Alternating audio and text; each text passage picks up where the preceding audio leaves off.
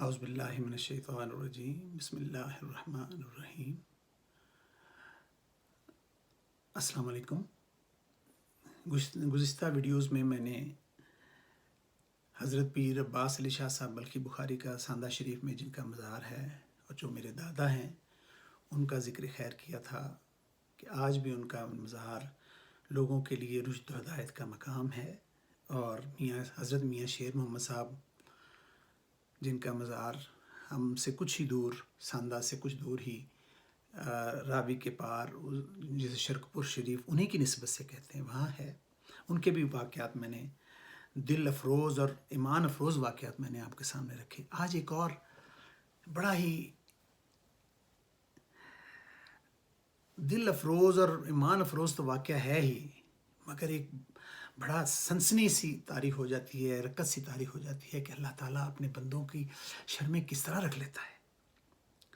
میں آپ کو پیچھے لیے چلتا ہوں، کم از کم 100 سال پیچھے لے چلے چلتے ہیں، یہ 80 سال 90 سال تو پیچھے جانا ہی پڑے گا کہ پاکستان بننے سے پہلے 1923 کی بات ہے، جب بڑے پیر صاحب سید پیر عباس علی شاہ صاحب میرے دادا پاکستان آئے ہیں۔ وہ بھی پاکستان نہیں بنا تھا، انڈیا تھا، تو پیر میر علی شاہ صاحب کے پاس ان کا قیام ہوا۔ وہاں سے پھر یہ دونوں ان کے خلفاء ساندے اور شرکپور شریف آئے۔ میں نے پچھلی گفتگو میں اور ویڈیوز میں آپ کو یہ واقعات بیان بھی کیے ہیں، اور لوگ آج بھی وہاں پہ ایک دوسرے سے سینہ بسینہ یہ واقعات کو شیئر بھی کرتے ہیں، ان میں سے کچھ زندہ بھی ہیں اور واقعات اور اللہ کو پیارے بھی ہو گئے ہیں۔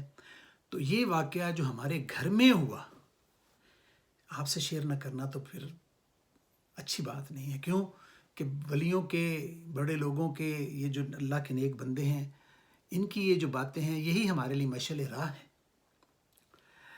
تو ہوا یوں کہ میرے والد صاحب ہمارے دادا کی پچھلی عمر کی اولاد تھے کہ ان کے دادا کی 7 شادیاں تھیں، اور 4 جب بڑا چھوٹا تھا تو میں نے 3 بھی دادیاں تو دیکھی تھیں، پہلے ہو چکی تھی، 4 ایک وقت میں تھیں ان کی، تو کسی میں سے اولاد نہیں تھی۔ تو آخری جو میری دادی تھی ان سے 10 سال بعد شادی کے یہ بیٹا میرے والد صاحب سید محمد خالد شاہ بخاری پیدا ہوئے۔ گود میں تھے، دودھ پیتے تھے، تو اس زمانے میں لائٹ نہیں ہوتی تھی، ساندے میں لائٹ نہیں تھی لاہور کس ایریے میں، تو یہ تبلیغ اس میں لگے تھے۔ وہاں پہ پورا سامنے ایک جگہ بنی ہوئی تھی، پورا چوک سارا لوگ آتے تھے اور اپنے ایمان کو تازہ کرتے تھے، اور چونکہ ارد گرد پورا کفر تھا، آپ اسی میں تبلیغ میں لگے تھے، اور اسی ڈیوٹی میں وہاں آئے تھے دادا میرے کہ لوگوں کو مسلمان کرنا ہے اور اللہ کی طرف رستہ دکھانا ہے اور ایمان کی طرف ان کو لے کے چلنا ہے۔ تو ایک رات میرے والد صاحب بچوں دودھ پیتے تھے، اس وقت لائٹ تھی نہیں، تو دیا کہیں جل رہا تھا، تو انہیں نمونیا ہو گیا تھا، بخار تیز تھا، ڈاکٹر نہیں تھے، کچھ لوگ کہہ رہے تھے کہ یہ اس کو نمونیا ہو گیا ہے بچے کو، اور 10 سال بعد ہوا، اتنا اکلوتا بھی ہے، کوئی ہے نہیں اور بچہ بھی کوئی نہیں ہے، اور دعاؤں کا اور منتوں کا وہ بیٹا ہے۔ تو دادی نے آواز دی کہ پیر صاحب یہاں اور تو کوئی پاس ہے نہیں، تو وہاں کونے میں اس میرے کمرے میں ساتھ وہ سامنے دیکھیں وہ بوتل پڑی ہے دوائی کی، تو لائیں خالد کو دے دیتے ہیں۔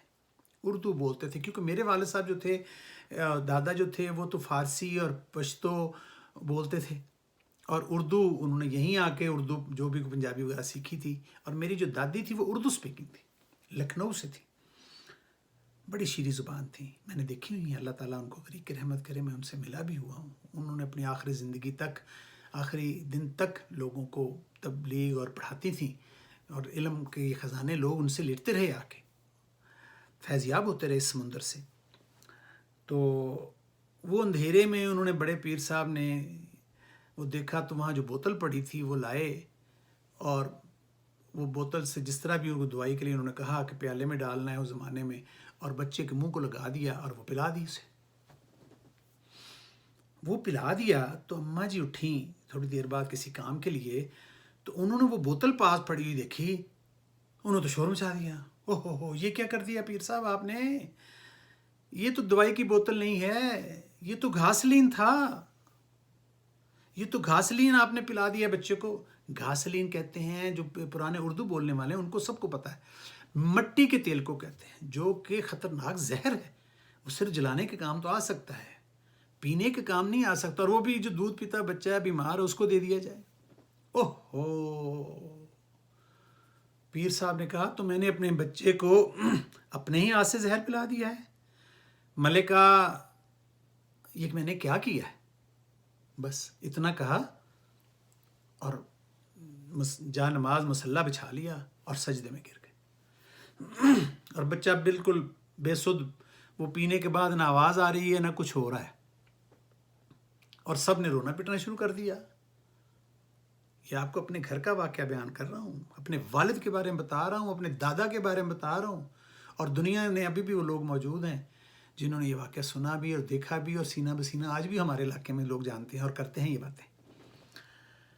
تو جناب، آپ نے، دادا جی نے سجدے سے سر نہیں اٹھایا کہ آواز آئی کہ خالد تو ٹھیک ہو گیا، اس نے تو کھیلنا شروع کر دیا، اس تو اٹھ گیا ہے۔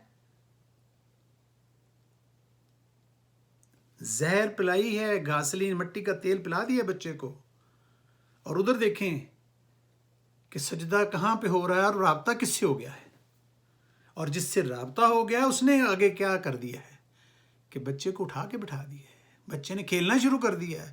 وہ جو بیماری تھی، وہ جو ٹھنڈ تھی یا نمونیا تھا، یہ بخار تھا، کہاں گیا؟ اب اس کو آپ کیا کہیں گے؟ سائنس کیا کہے گی اس کو؟ نہ مانے، مگر یہ تو ہوا ہے، یہ تو ہو رہے ہیں لوگ واقعات۔ اللہ تعالیٰ کی طرف جو آپ کے اور اس کے درمیان ایک سجدے کا فاصلہ ہے، صرف اللہ کے اور میرے درمیان اور آپ کے درمیان صرف دوری ایک سجدے کی ہے۔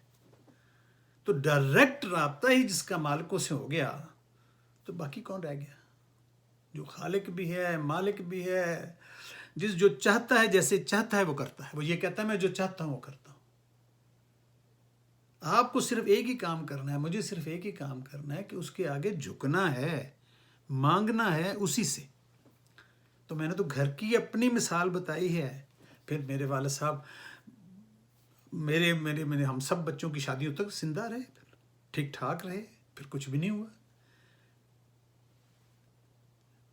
شکر الحمدللہ رب العالمین۔